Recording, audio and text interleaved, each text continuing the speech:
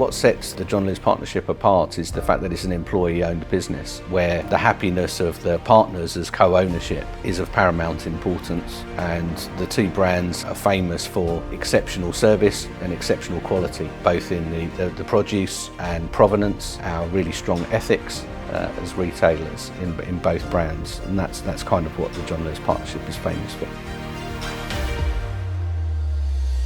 Investment in technology is a key enabler and driver to enable to become completely omni-channel, where you can attract customers and retain customers, whether they're shopping online or in our shops.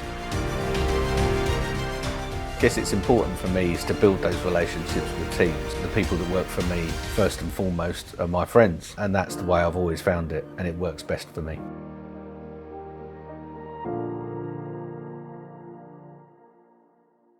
This is CIONET TV. My name is Hendrik Deckers. I'm here today with Alex Bowles, who is the Head of Infrastructure and Service Management at the John Lewis Partnership. A very warm welcome, Alex. Hi Hendrik, thank you very much for having me. Alex, you have a degree in political theory and philosophy from the University of Exeter. Your career has all been about IT and retail, and you started at Marks & Spencer, where in the end you were the service delivery lead. Then you moved to Waitrose, where you took the position of head of IT of operations, and in 2019 you became the head of infrastructure and service management at the John Lewis Partnership. So, Alex, tell us a little bit more about yourself. Who are you really, and what's your background, and how did you arrive in this position? Yeah, certainly. So it's there were many jobs in between the ones that you mentioned. So, as you said, I finished my degree in politics and political philosophy as well from Exeter. That was really exciting stuff. Really enjoyed it, and I was going to continue. I was helping research a book with my favourite professor at the university at the time, and my intention was always to carry on with my education. But my father saw how much debt I'd racked up during my time at university and made it clear in no uncertain terms that it was time to get a job. So. It was actually my auntie. So my auntie found a card in the local employment agency and said, "Oh, Marks and Spencers are looking for IT help desk analysts." And my dad got very excited and said, "Look, IT is the place to be. It's the new thing. So I think you should go and do that." So I went for an interview at Marks and Spencers. I was halfway through the interview where my manager said, "And I presume you speak French?" And thinking on my feet, I said, "Oui."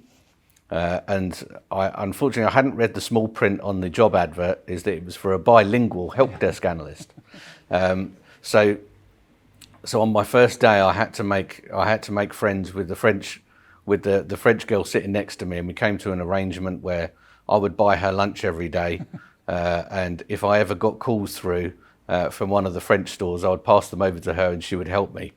So that worked out quite well, and by the time Marks and Spencers found out that I didn't speak a word of French, I'd already established myself, so that was okay. And then yeah, I just progressed my career through IT and in retail, doing lots of various jobs, mostly in service management for Marks and Spencers, through major incident, problem management, change, and leading those teams, and into service delivery and business relationship management. I had a short stint as doing retail implementation and project management in our shops, and then went through to marksandspencer.com. So we were just replatforming our website, and so went over to do the transition of that into operations, and really caught the bug then for digital and online retail, which led to an opportunity moving over to Waitrose, for Waitrose.com. And then, like you said, then in 2019, the opportunity to have a PAM partnership role across the whole of John Lewis presented itself, where I became the head of infrastructure and service management, which I've been doing for 3 years now. Okay, so tell us a little bit more about the John Lewis Partnership. I mean, it's very famous, of course, in the UK, but for the rest of our mere mortals, tell us, what is Waitrose, what is John Lewis, what is the John Lewis Partnership? So you're absolutely right. So in the UK, they're two iconic brands of John Lewis, which is a number of department stores and a very successful website, and also Waitrose, which is a supermarket chain. So what sets the John Lewis partnership apart is the fact that it's an employee-owned business, where the happiness of the partners as co-ownership is of paramount importance. And the two brands are famous for exceptional service and exceptional quality, both in the produce and provenance, our really strong ethics as retailers in both brands, and that's kind of what the John Lewis partnership is famous for. So that's quite exceptional. Employee-owned, big company. Give us some numbers. How many department stores, John Lewis? How many supermarkets, Waitrose? How many people work there in total? So John Lewis department stores, we have 40 large department stores and, like I said, a really successful website. Across Waitrose, we have 350 supermarkets operating predominantly in the south of England, but dotted all around the UK. And we have approximately 70,000 partners, dependent on the time of year, of course, when we ramp up for Christmas and what have you. But large number of partners operating across both brands as well. Okay, now a lot of has been going on in retail over the last couple of years, of course, and with the e-commerce and everything. At the same time, we live in very, very special times. Where the consumer confidence index has plummeted, there's inflation, there's energy crisis, there's a war going on, and so on. So many things going on at the same time.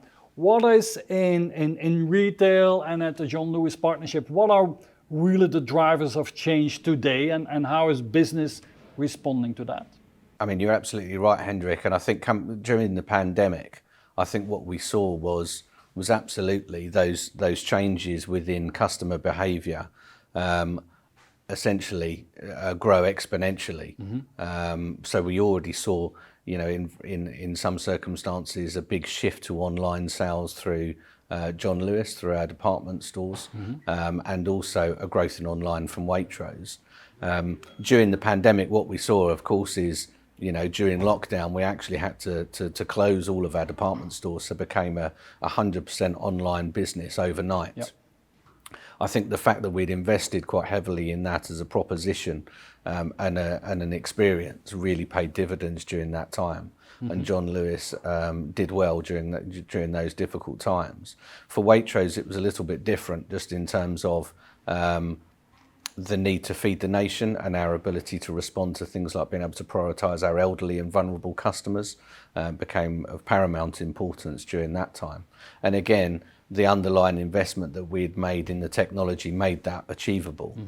I think more recently, through the cost of living crisis, it's absolutely changed customer behaviour, where they're looking and turning more to value and to make sure they've got good value. The strength of our brands has always been of quality and a very loyal customer base who appreciate our ethics, our sustainability, and our credentials in those areas. And of course, underpinning all of those is technology, and the investment in technology is a key enabler and driver to enable to become completely omni-channel, where you can attract customers and retain customers, whether they're shopping online or in our shops. So online shopping, Alex, has dramatically changed the business, I can imagine. And so over the last couple of years, you invested heavily in the Waitrose.com program and putting that in place. So take us back a little bit. What was the situation? What was the challenge? What was the program all about? What did you need to change? And what are the results that you have today? Yes, I mean, what we had was absolutely an ambition to grow that area of the business, which, because we had a long-standing agreement with a completely online retailer who was essentially selling our products on our behalf. We wanted to build that capability ourselves, and already had that capability to some degree, but it was quite small at the time. Joining Waitrose online, what we found was quite a problematic situation with a monolithic platform So we were sitting on an old WCS platform with a monthly release cycle. So we were turning around changes very, very slowly and not responding to our customers' needs on quite a slow, unresponsive website. When we were doing releases, they tended to be very problematic. They resulted in numerous P1 incidents. So we went very much into firefighting mode, and then you were then repeating that on a month-by-month basis. Yeah. So from a customer experience perspective, it was quite a slow website, and we were very slow in terms of releasing new features and functionalities, which made it particularly problematic. So what we decided to do was to build around that website and migrate, so using a microservice architecture, platform and re-platformed onto public cloud. So we did that onto AWS. And then also changed the whole operating model of Waitrose.com as well. So integrating, so using agile methodologies and working a lot closer with the business in a product setup instead of project focused. And then also establishing DevSecOps between our delivery and operations teams. So we're all working within single products. We established a platform engineering function, which were also embedded into each of those product teams as we were developing new features. So as we focusing on the front end first and the customer experience, what we started to build was a fully automated continuous delivery pipeline, which then enabled us to be able to release value and increment quickly. So we moved to a situation where we are now, where we can release multiple hundreds of changes every day through that automated pipeline, so that we can release value very quickly and improve the customer proposition on the front end, but also through the back end to ensure that when it comes to everything from the shops, the goods being picked in the shops to them being delivered to the doorstep, that experience is as seamless as possible. Okay, and who was involved in this program? So I mean, essentially, it was myself coming in fresh from a similar project that we had done on M&S.com, but working closely with the rest of my team within technology and also stakeholders within the wider business, and had so we had good sponsorship from our director of online trading. So how was this how was this program funded, Alex? What we did was it was essentially self-funded. So coming into it from afresh, what we had the opportunity to do is we had a number of disparate support teams working across with various third parties. So the opportunity to consolidate those through a period of first stabilisation prior to transformation. What that did was give us greater capability in terms of 24/7 monitoring, some enhancements in business process, so doing changes to the website overnight and what have you from offshore locations. So improving that service, but also lowering costs by consolidating to single suppliers. So that in itself released benefits of £2.5 to £3 million a year. Wow. Which we could then reinvest into building that capability, predominantly with partners in those key technical areas that we could then use to start building and expanding on that new public cloud platform that we were building. Okay, so you came from an old, slow system where you could only update every month, and where the updates create a lot of problems. Where you say now you can update on a daily, on almost like on a real-time basis. Absolutely, and you know, really empowering those teams and those product teams to be able to release and, like I said, to release value and early on, and to improve the customer proposition, as you said, on a daily basis. So it's a huge shift change in terms of what the perception is of IT and us being that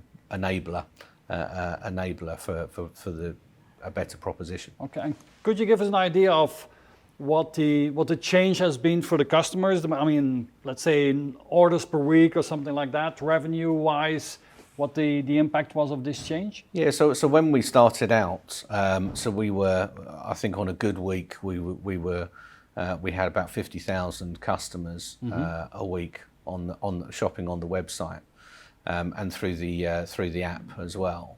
And the experience was always relatively poor in terms of the feedback that we were getting.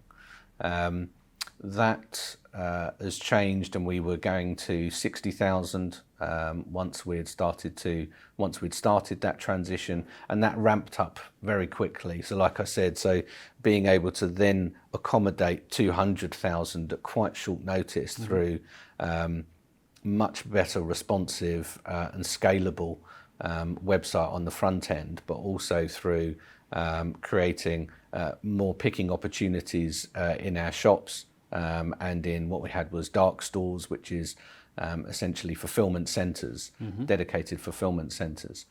That really stood us in good stead for when the pandemic hit and we saw that peak. So it's now stabilised, but we're at over sort of 150,000 orders a week now from the site. So you tripled the number of orders per week. So that means that you had, what is it, millions of extra revenue per week? Oh, absolutely, yeah, number of millions per week. And in terms of the revenues across supermarkets is always very high. The profit margin is usually a lot lower with it being a supermarket. So volume is critically important with those. So Alex, when you started in 2019 in this position, what was the major changes you needed to make on the level of infrastructure and service management? Can you talk us through that work a little bit and where you are today? Yeah, so what became clear early on is we were in the midst of a transformation within technology and change, moving to a more product-oriented structure. Within infrastructure, what we needed to do is build those underlying platforms, whether they be through on-premise within our data center, or as we moved more to public cloud, for that to be a shared platform across both brands, because historically they'd moved in different directions. And then from a service management perspective, really enhancing the fact that service management having an end-to-end view of those service outcomes to the rest of the business around how we could operate those. So what we needed to do was come up with a new sourcing strategy. With the number of applications and services and technologies that we were supporting, what was becoming clear was that we needed to be able to partner with someone who could provide that burst capability, so that as we brought on new services and new technologies, that we would have resources ready to take up that support and delivery at pace, whilst also being able to retain our overall strategic direction and technical assurance of the work, and to be working within the business. So one of the first things that I did was sponsor a review of our sourcing strategy. So like I said, we had predominantly partners, but some also different third parties across different technologies. So consolidating those into a single strategic partner, that was a first for the partnership in terms of being a real first generation outsource for our commodity type services within infrastructure. And what that did was, the timing was interesting, because just as we were about to sign the contract and go into transition, that was when lockdown first kicked off with the pandemic. So running a full transition across that many technologies completely remotely, whilst also supporting the business, was a significant challenge, but one that we overcame over that first year, and we're now a couple of years into that. And what we found is we've really been able to leverage those new skills that have come with the third party and more burst capability, whilst having focusing partner roles on those areas that differentiate particularly in the technical assurance, our overall strategy, and also in things like our partnership and our public cloud platforms. Okay, so paint me a bit of a picture, Alex. Where are you today, infrastructure-wise? You still have your own data centers. How much do you already have in the cloud? What's the strategy? You want to go cloud only or cloud first? Where are you in that journey? So yeah, so it's absolutely still on that journey. So with similar to a lot of retailers, a lot of companies of our size and complexity, is we've still got data centers. So we've still got 2 data centers which host a lot of our legacy. We've invested quite heavily within our public cloud capability, particularly in those online areas that we discussed previously, across Waitrose.com and johnlewis.com. So they're both solely in public cloud now. What we're doing is also utilising the public cloud for things like our partnership data platform. So it's more of an evolution than a revolution at the moment, because essentially we're still getting value from the assets that we have within our data center. Yeah. But is your strategy, is your belief that you can become a 100% cloud company, and what is holding you maybe back to going there next year? Yeah, so I think that's certainly the ambition. I think what we'll find is that the organisations that have really accelerated have done so at a cost, because I think there are those areas where certainly from a greater flexibility, agility, and security absolutely pays off in terms of investment in the cloud, whether it's through SaaS or PaaS or IaaS. But where you have that level of legacy, it's obvious, it's very often cost effective to leave it as is and move it as you transform your application landscape, rather than trying to do it purely from an infrastructure standpoint. So that's what we're doing at the moment. Okay. Now on infrastructure, I mean, you have, what is it, these 400 different locations that you need to service at the same time. How about networking infrastructure? Has that been upgraded as well, or what's the needs there? Yeah. So as part of the the program that I discussed, what we leveraged within that third party is some transformation capability as well. So from our overall store estate, we've moved to software-defined networking across all of our department stores, and that's being rolled out across our supermarkets as well.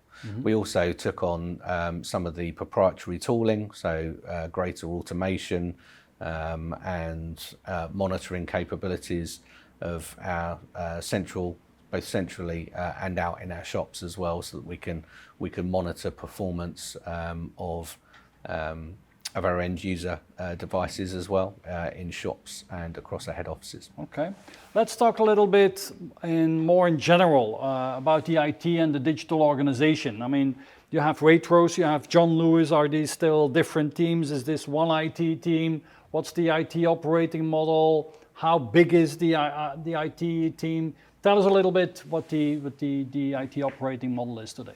So the IT team itself it's over 1,000 strong. The 2 brands historically have worked very independently with two separate boards.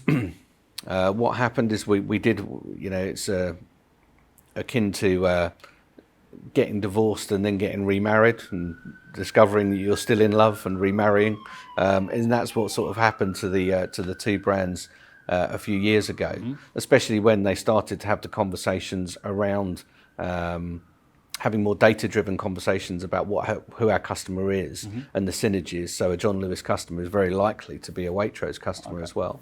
And so therefore, how do you start leveraging the 2 brands together? So that was also happening across the technology, because technology was always going to be a great enabler in order to achieve those outcomes of the one view of the customer. So we have spent years of starting to consolidate wherever possible across our IT landscape. The interesting thing is being able to enable those brands to still operate because running a supermarket is very, very different to running a department store. And so therefore being able to share where possible, but absolutely respect the brands and the fact that they do need to move at different paces dependent on the time of year or what they're doing. So that's been the challenge that we've been facing into. Okay, but infrastructure-wise, this is one team, or you still have two teams for each brand? No, so we have brought all of that together because particularly from an infrastructure perspective, whilst we might have different needs of the different brands at times, by and large, running it as a single underlying platform has absolutely made complete sense, both from an efficiency perspective, but also being able to serve the two brands. Okay. Tell us a little bit more about your role as head of infrastructure and service management. Where do you spend most of your time? What is it that, if I would look at your agenda, who do you spend most time with? So the roles are quite quite separate in terms of the time I spend within infrastructure and service management. So from an infrastructure perspective, there's been a lot of focus lately on our new partnership cloud platform and building that capability, onboarding our resources, and then starting to look at new tenants that come onto that platform as projects get spun up, and building that capability. Additionally, the work that I discussed around the maturing our networks in our shops and upgrading those with software-defined networking has been another key transformation project. From a service management perspective, I guess it's largely been around how we mature our processes. So I think we're quite strong on some of those core processes around incident problem, change management. But when we look at some of the other things around event management and around software assets and overall asset management, they're areas of particular focus at the moment. And I guess how we transform service management for how it remains relevant and adds value, particularly as you move to more DevSecOps type operating model across the organisation. So that transformation is also one of the key things that I've been working on. Can you talk a bit more about the impact that it has on service management when this change to go more DevOps or DevSecOps, and the impact it has on service management? Yeah, absolutely. So I think when you see increased maturity in some of those areas, so the good example for us is probably within johnlewis.com and how they operate. So they're very well self-managed at the moment, so with good automated pipelines. So if you take any of those processes, so if we take change management, there's no need for cabs as such as we used to have, or those go, no-go type scenarios, because through a fully automated pipeline, as long as our requirements are met in terms of there being change records, that largely they can be self-sufficient. Similarly with things like incident management and the use of some of the new technologies, very often through good event management, is they can be predicted and they can be resolved before they even become an issue. Yeah. So I think with a lot of areas, but there's still a need for things like good service introduction, where the role becomes one more of coaching, as opposed to those being key functions that basically say yes or no. And what they do is they embed themselves within those product teams, and like I said, act more in terms of coaching, best practice, and being able to ensure that we follow we deliver the same outcome, but how it's delivered can vary very much in terms of what areas of the business they're working with. Okay. Now let's talk a little bit about your management style. I mean, there's what's more than 1,000 people in IT, so infrastructure and service management must be, a considerate size teams as well. So how have you organized your teams? How do you manage them? How do you make your team successful? So I think one of the key things is making sure that you've got the right team around you. So always make a point of hiring specialists into those roles. In terms of the act that I play, in terms of my management style, I think it's overall it's a role as a coach. So I like to work one-to-one, wherever possible, with my direct reports, ensuring that I'm providing the right amount of encouragement, motivation, but providing enough autonomy in order for them to be able to really express themselves in their roles. With service management and infrastructure, and with those, when you get into the complexities of those areas, what becomes apparent quite early on when you're doing these roles is that you're never going to know enough to be able to do each of those roles. So you have to rely on these people to deliver. And so absolutely empowering them and giving them the freedom within that framework to really express themselves, I think is key. Yeah, and where do you find the right people? Because attracting and also retaining people nowadays is not an easy thing. So what's your secret there of making sure you have the right people and grow them? Well, the partnership is fantastic, and it's great for attracting people because of the nature of what it is as an employee, as an employee-owned entity, because you mean something bigger than just the shareholders or maximising profit. It's around generating enough profit and that to be shared within the partnership. So attracting partners where they believe in something, in being involved in an organisation that is special, has always been one of the key drivers for people attracting people to the partnership. And their tenure tends to be quite long as well. People do tend to start with the partnership and stay. I mean, we've stopped doing it now, but back in the day, when after you'd done 5 years, you'd get a handwritten letter from the chairman inviting you to spend the rest of your career with the partnership. So it really was, it was seen as being a job for life. What's happened more recently is absolutely being able to offer really rewarding jobs in technology, and I think being able to attract the right people from a software or a development perspective, particularly engineering, and being able to offer a really exciting job within new technologies, and for them to be able to express themselves is one of the key things, I think. So that's quite exceptional. I mean, having a partnership model to run a huge business as your business. What does that mean for the people? Does that also mean if the business has a super year and makes a lot of profit, then that profit is also distributed as bonuses to your teams and the people across the company? Absolutely. So once a year. I mean, the last couple of years will probably be exceptions because times have been particularly hard. But yeah, absolutely. So it's been around any profit that's generated is reinvested back into the business or shared between partners in the form of a bonus. Quite interesting. So let's talk a little bit about leadership, because managing a team and organizing them, attracting them, making them successful is one thing, but also people want to work for leaders. So how do you think the people in your teams now and in the past maybe as well, if I would go out and talk to them, what do you think they would say about you when you're not around? I would certainly like to think that they would see me as someone who was caring and who cared about them as individuals, as someone who provided guidance and a level of expertise in the areas that they look after, that's enabled them to flourish in the areas that they look after, and to also provide them opportunities. Okay. That's what I'd like to think they would say. And what do you think they will say? No, I'm fairly confident that's what they would say. Okay, good. So it's important for me. I mean, I guess it's important for me is to have is to build those relationships with teams. I think there's something about leadership that can't be learnt from a book or watching YouTube videos.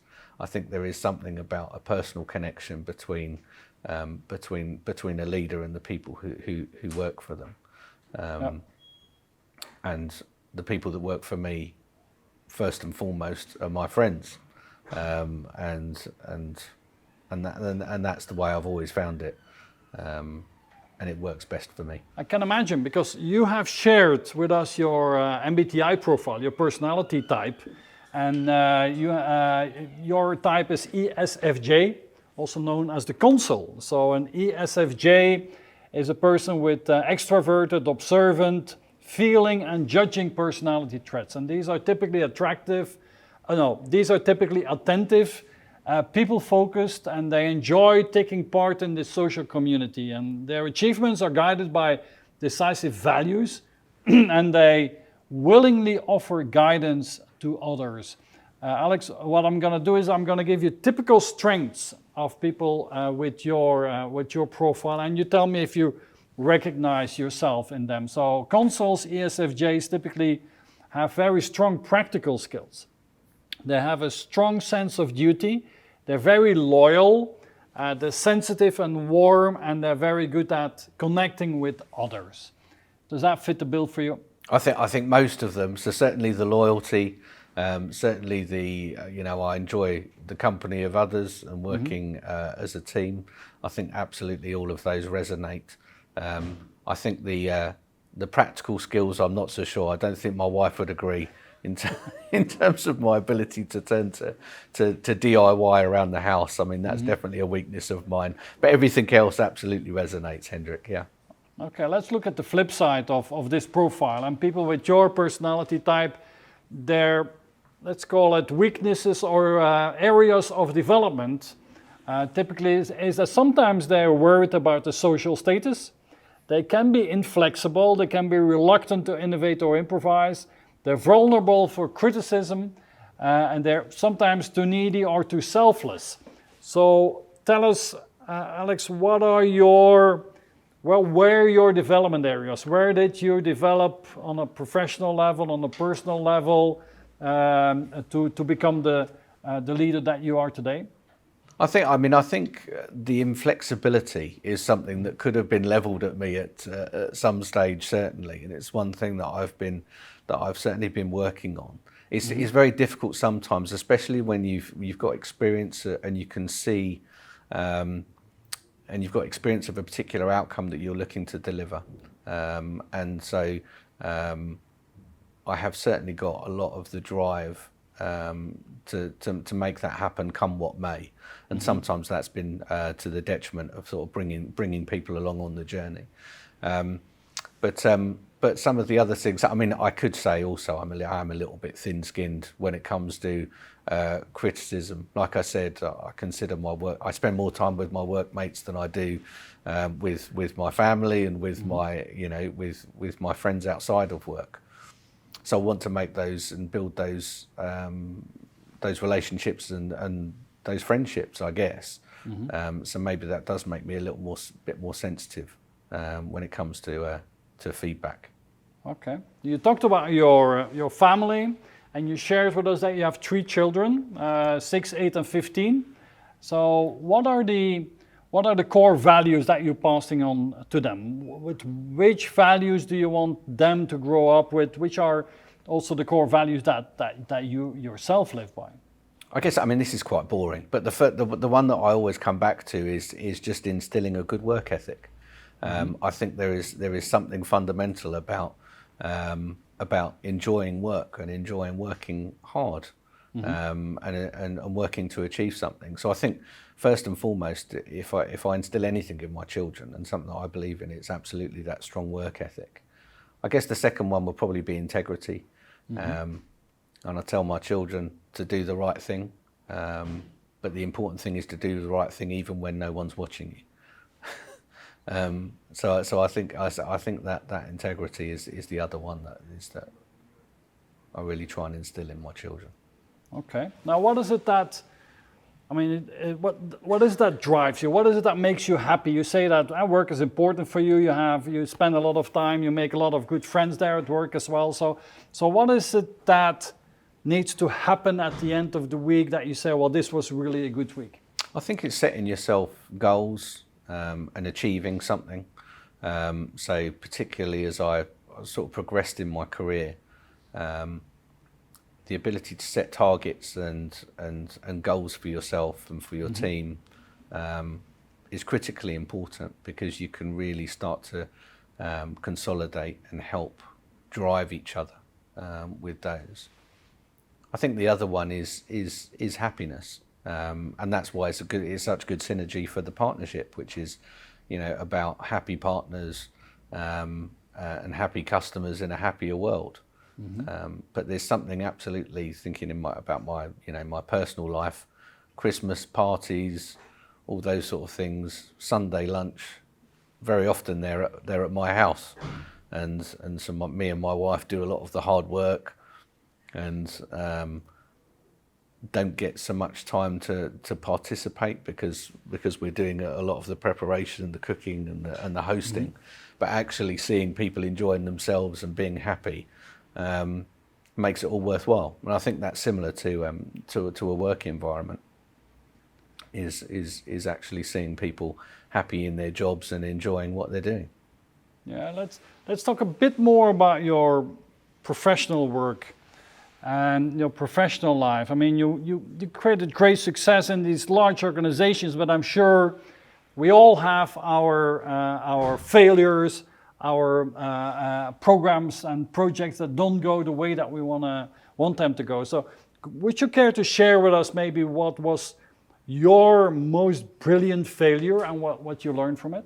So the one that does spring to mind was, as I said, when I was at Marks and Spencer's, I did a lot of service delivery roles, and I needed to spread my wings into other areas of technology, and so I begged my boss that I wanted to become a project manager. So I did a retail implementation of some particular new devices that were going to be rolled out to all of our shops, and I took on the role as project manager, but without any training and without speaking to any colleagues, because I was young and I could do anything. It was that sort of mentality, and engaging with the rest of the teams.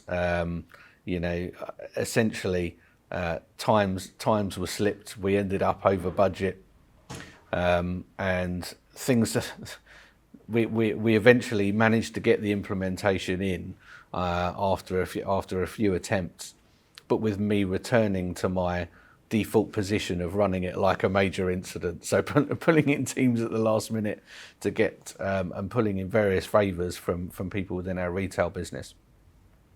Thankfully, it was quite a small project, but it taught me a hell of a lesson about making sure that I was well equipped to be able to do a new job or a new skill, to make sure that I was learning, listening to others, and taking criticism on board. It was an interesting journey, that one. Alex, do you have a personal mantra, saying that guides you, that helps you? I think linked to that story, actually. I think being the trying to be the learn it all rather than the know it all.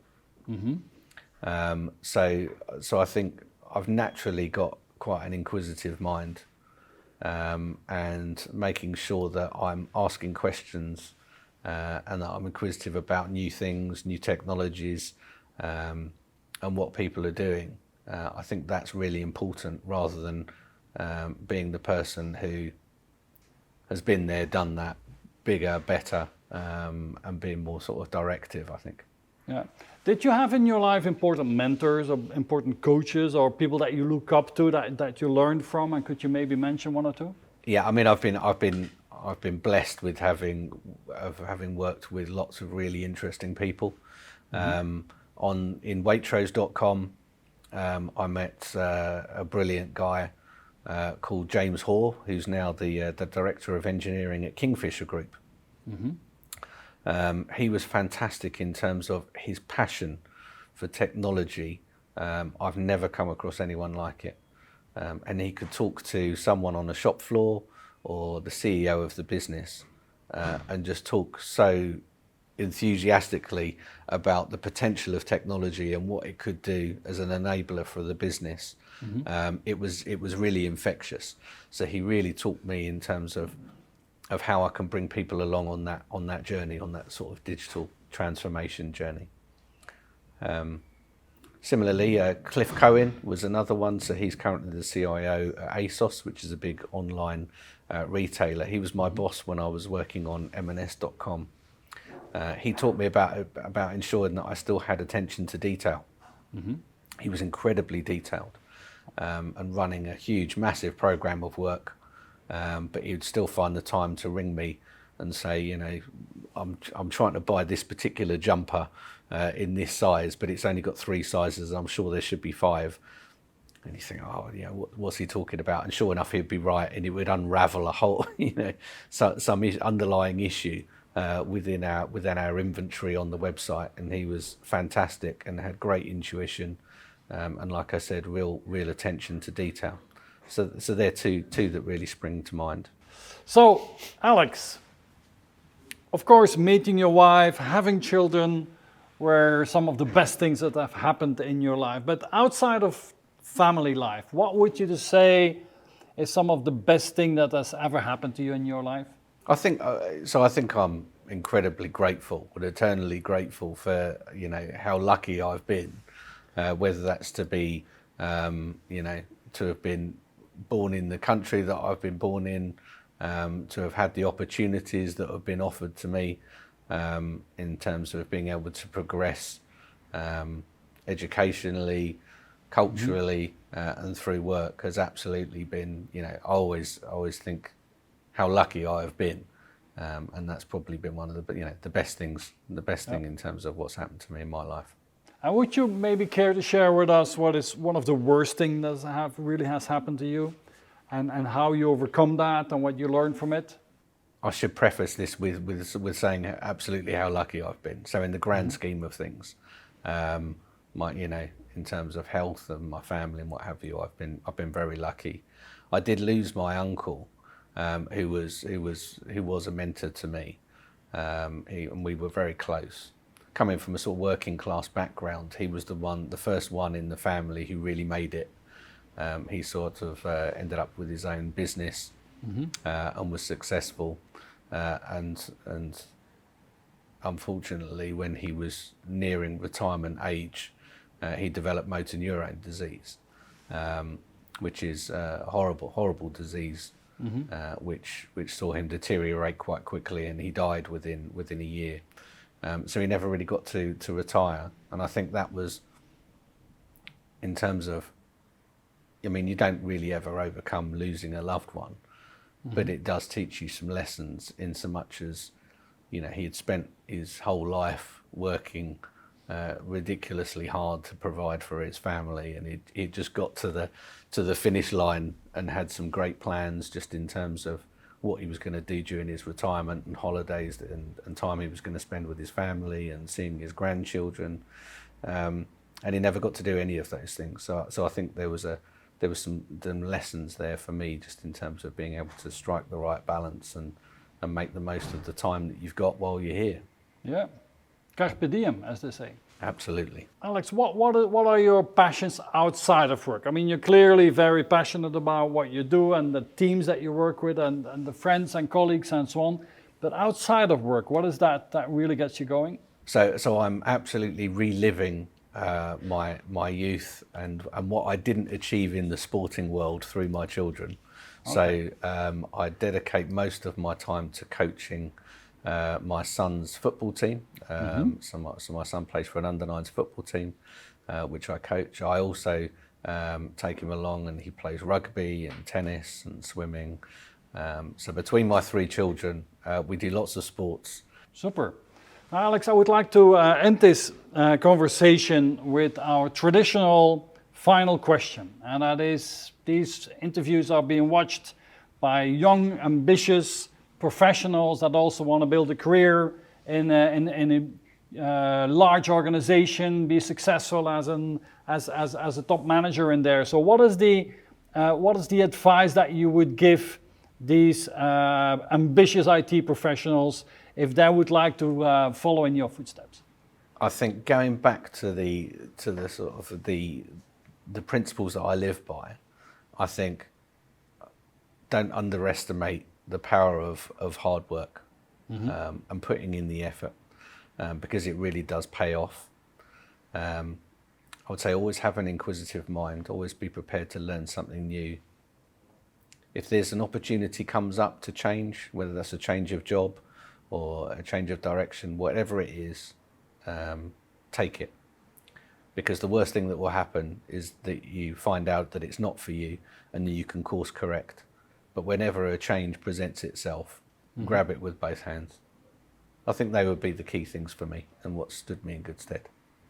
Okay, Alex, on that note, thank you so much for your time and for sharing all your stories. It was really a pleasure. Looking forward to meeting you face to face very soon. Thank you so much. Thank you, Hendrik. Nice to meet you.